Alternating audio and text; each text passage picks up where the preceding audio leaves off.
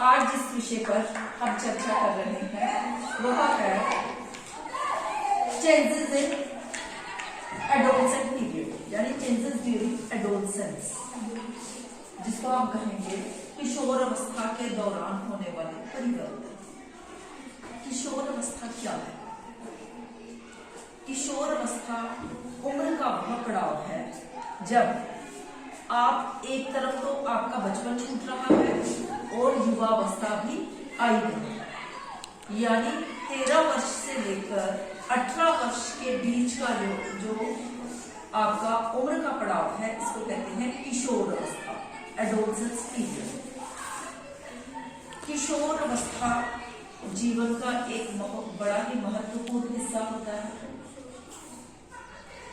क्योंकि अभी बच्चे बचपन छूट रहा है और युवावस्था आई है, एनर्जी से आप भरपूर होते हैं, यानी इसको कहें उम्र का वह पड़ाव है जब बच्चा जो है वो कच्ची मिट्टी के समान है। वह कच्ची मिट्टी जिसको जैसा आकार दे वो वैसा ही उसका व्यक्तित्व बन जाए। इसलिए किशोर अवस्था जो है जीवन का बहुत ही महत्वपूर्ण पड़ाव है। तो इसमें हमें समाज को, परिवार को, विद्यालय को, सभी को इसमें महत्वपूर्ण भूमिका निभानी होती है ताकि किशोरों का व्यक्तित्व निर्माण सही ढंग से हो सके, जिससे कि विश्व को अच्छी राह मिल सके। किशोर अवस्था की अपनी ही विशेषताएं हैं, क्योंकि किशोर अवस्था में जैसा बच्चे का मार्गदर्शन होगा आने वाले समय में उसका व्यक्तित्व का निर्माण वैसा ही होगा। किशोर अवस्था जो है ये जीवन का सबसे महत्वपूर्ण हिस्सा है। क्यों? क्योंकि इस अवस्था में जो किशोर है, एक तो उनमें जिज्ञासा की प्रवृत्ति बहुत ज्यादा होती है, एनर्जी यानी ऊर्जा अत्यधिक होती है, सुपर एनर्जी होती है, अनुकरण प्रिय होते हैं, जैसा बच्चा देखता है वैसा ही अनुकरण करता है। उसमें सूचना प्राप्त करने की बहुत ही ललक रहती है, सूचना की उसमें भरपूरता होती है, व्यक्तित्व उस समय आदर्शवादी होता है बच्चे का, और रचनात्मकता होती है, उसमें क्रिएटिविटी होती है, प्रतिस्पर्धा की भावना होती है। तो इस तरह से हम देखते हैं कि किशोर अवस्था जो है बहुत ही जीवन का महत्वपूर्ण पड़ाव है। किशोर अवस्था में बालक जो है, किशोर जो है, उनमें 2 प्रकार के परिवर्तन होते हैं मुख्य रूप से। यह मुख्य परिवर्तन है मानसिक रूप से और शारीरिक रूप से। तो समाज को, परिवार को, विद्यालय को बच्चे की इन दोनों प्रकार की समस्याओं को समझना है। विद्यालय स्तर पर सबसे पहले हम परिवार की बात करेंगे, क्योंकि समाज की सबसे छोटी और प्रथम इकाई परिवार होता है। तो पारिवारिक स्तर पर, हमारे पारिवारिक स्तर पर बहुत सारे परिवर्तन भी आए हैं। हम देख रहे हैं कि पिछले कुछ वर्षों से संयुक्त परिवार बढ़ते जा रहे हैं, एकल परिवारों का प्रचलन बढ़ा है। एकल परिवार में क्या है कि माता पिता के पास समय का अभाव है, वो बच्चों की आवश्यकताओं की पूर्ति के लिए उनको सुविधाएं तो प्रदान कर देते हैं, संसाधन तो उनको दे देते हैं, लेकिन समय नहीं। तो ये भी एक समस्या है। देखो ना, किशोर अवस्था की समस्याएं जो है, हम सबसे पहले उनकी बात करेंगे। समस्या क्या है किशोर अवस्था की? कि बच्चे का मानसिक और शारीरिक रूप से उसमें बहुत सारे परिवर्तन आ रहे हैं। बच्चा खुद नहीं समझ पा रहा, ना वो बड़ों में शामिल है, ना बच्चों बचपन उसका निकल गया, बड़ों में अभी वो आ नहीं रहा। तो ये समस्याएं हैं। तो पारिवारिक समस्या जो है वो अभी बताई कि संयुक्त परिवार कम हो रहे हैं, एकल परिवार है, बच्चे के तरफ ध्यान देने का माता पिता के पास समय कम है। संसाधन तो वो दे रहे हैं, सुविधाएं तो दे रहे हैं, लेकिन समय नहीं। इसके बाद किशोर अवस्था की अगली समस्या पर हम बात करते हैं कि विद्यालय के स्तर पर। तो आजकल की जो शिक्षण पद्धति है वो किशोरों में कुछ समस्याएं भी पैदा कर रही है। विद्यालय में बालकों में यानी छात्र छात्राओं में अध्ययन के प्रति स्वाभाविक रुचि न उत्पन्न करके उनको पाठ्य सामग्री रटाई जा रही है, रटने पर दबाव दिया जा रहा है ताकि उसके अच्छे नंबर आए, अच्छे से अच्छे नंबर ले। प्रतिस्पर्धा, कंपटीशन की भावना अच्छी बात है, लेकिन अति प्रतिस्पर्धा भी ठीक नहीं, जिससे कि बच्चा हताशा और कुंठा का शिकार हो रहा है। और सामाजिक स्तर पर क्या समस्या है, इस पर भी बात करेंगे कि सामाजिक स्तर पर जनसंचार के माध्यम जो है वो अति विकास के कारण बालकों को जो दिखाया जा रहा है या सुनाया जा रहा है वो इतना अधिक सुनाया जा रहा है कि उनको उसकी आवश्यकता भी नहीं है। किशोरों में समाज में प्रचलित भौतिक संसाधनों को प्राप्त करने एवं उनका अति उपयोग करने की जो है आतुरता दिखाई दे रही है। लुभावने विज्ञापन एवं सूचनाओं द्वारा किशोरों को आकर्षित करने का प्रयास किया जा रहा है। पराया इन वस्तुओं की प्राप्ति के लिए किशोर जो है गलत कदम भी उठा रहे हैं। अब हमने देखना है कि आवश्यकता है हमें किशोरों का सही मार्गदर्शन करने की।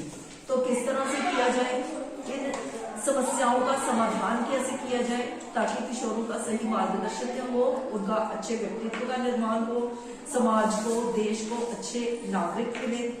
तो सबसे पहले हम देखेंगे कि पारिवारिक स्तर पर आवश्यक कदम क्या उठाए जाए। तो परिवार जो है वो बालक की प्रथम पाठशाला है। तो पारिवारिक स्तर पर चाहिए कि बच्चों को पारिवारिक एवं सामाजिक समारोहों में भाग लेने के लिए प्रोत्साहित किया जाए। इसके बाद संयुक्त परिवार के विकल्प के प्रति सामाजिक वातावरण इस तरह से बनाया जाए कि पारिवारिक भावना का विकास हो। परिवार के बुजुर्गों को भी अपना व्यवहार संयमित रखना चाहिए, क्योंकि परिवार के विकल्प के लिए सामाजिक वातावरण इस प्रकार से बनाया जाए कि पारिवारिक भावना का विकास हो। परिवार के बुजुर्गों को अपना स्वयं का व्यवहार संयमित रखना चाहिए, क्योंकि बालक ये सब अनुकरण करता है। किशोरों की प्रवृत्ति का परीक्षण करके उसकी सकारात्मक प्रवृत्ति को बढ़ावा देना चाहिए। सत साहित्य को पढ़ने के लिए प्रोत्साहित करना चाहिए। परिवार में संवाद व स्नेह का माहौल रखना चाहिए। उसके मित्रों के बारे में भी जानकारी रखनी चाहिए। घर के सदस्यों का उसका सम्मान करने एवं उसकी भी राय जानने का प्रयास करना चाहिए। घर में भजन, भोजन, टीवी देखने आदि कार्य जो है वो एक साथ मिलकर करने चाहिए। यानी परिवार में ऐसा माहौल बनाया जाए कि घर में जो जिस भी तरह का जो पूजा की पद्धति है वो सारा परिवार इकट्ठा होकर करे, खाना शाम का इकट्ठा होकर खाएं, इस तरह का माहौल बनाना चाहिए। इसके साथ ही परिवार द्वारा बालकों में होने वाले शारीरिक परिवर्तन एवं उसके परिणाम के बारे में भी बच्चों को जानकारी देनी चाहिए, क्योंकि इन शारीरिक परिवर्तनों को लेकर बालक के मन में कई प्रश्न होते हैं जिसका समाधान ना किया जाए तो बच्चे गलत रास्ते पर जा सकते हैं। तो ये हो गए पारिवारिक स्तर पर उठाए जाने वाले आवश्यक कदम। अब हम बात करेंगे विद्यालय स्तर पर। विद्यालय में बालकों का चरित्र निर्माण होता है, अतः शिक्षकों एवं विद्यालय की भूमिका परिवार से भी अधिक महत्वपूर्ण बन जाती है। विद्यालय स्तर पर निम्न प्रयास किए जाने चाहिए। छात्रों की रुचि के विषयों को प्रवृत्त करना, आचार्य द्वारा संवाद को प्रभावी बनाना चाहिए, प्रयोग छात्रों की प्रवृत्ति को जानने का प्रयास करना चाहिए। विद्यालय में विमर्श केंद्र का प्रावधान हो, जहां पर छात्रों की समस्याओं का समाधान हो। पढ़ाई एवं व्यवसाय संबंधी मार्गदर्शन छात्रों को प्राप्त हो सके। विद्यालयों में किशोर की सुपर एनर्जी को रचनात्मकता, रुचि, व्यवहार, व्यायाम एवं प्रकृति के अनुसार जोड़ना चाहिए। बालकों को परिवार एवं विद्यालय में कोई भी विषय तार्किकता एवं वैज्ञानिक दृष्टिकोण से समझाने का प्रयास करना चाहिए। पुस्तकालय में अच्छी से अच्छी पुस्तकों का संचय होना चाहिए। इसके बाद हम समाज पर आते हैं। तो सामाजिक समरसता, सहकारिता परोपकार को बढ़ाने वाली प्रवृत्ति को बढ़ावा देना चाहिए, सामाजिक सौहार्द को बढ़ाने के प्रयास करने चाहिए। अब हम आते हैं मीडिया की भूमिका यानी जनसंचार। इसका भी आज के समाज में बहुत ज्यादा प्रभाव है। वर्तमान में मीडिया द्वारा जो कुछ भी दिखाया जाता है, किशोर उसे अत्यंत रुचि एवं उत्साह से देखते हैं एवं उसका अनुसरण करने का प्रयास भी करते हैं। अतः मीडिया को भी बहुत सारे प्रयास करने चाहिए, जिनमें से मुख्य इस प्रकार से है। मीडिया द्वारा छात्रों को सही एवं सत्य की जानकारी दी जानी चाहिए तथा ऐसी बातों का प्रचार प्रसार नहीं करना चाहिए जिससे युवाओं में हिंसात्मक प्रवृत्ति का विकास हो। जनसंचार तथा सिनेमा के माध्यम से लोक लुभावने विज्ञापनों का प्रचार एवं प्रसार नहीं करना चाहिए। अश्लील एवं सस्ते प्रचार के माध्यम के तरीकों को समाप्त करने का प्रयास करना चाहिए।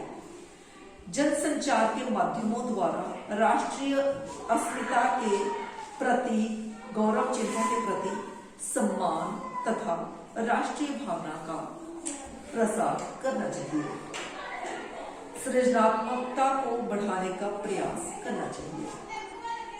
अतः हम देखते हैं कि युवा जो है, युवा वर्ग किसी भी देश का भविष्य माने जाते हैं और युवा वर्ग का पहला कदम क्या है? किशोर अवस्था। तो अगर किशोर अवस्था में ही सही दिशा दिखाई जाए, सही मार्गदर्शन किया जाए तो उसका परिणाम जो है सकारात्मक होगा। धन्यवाद।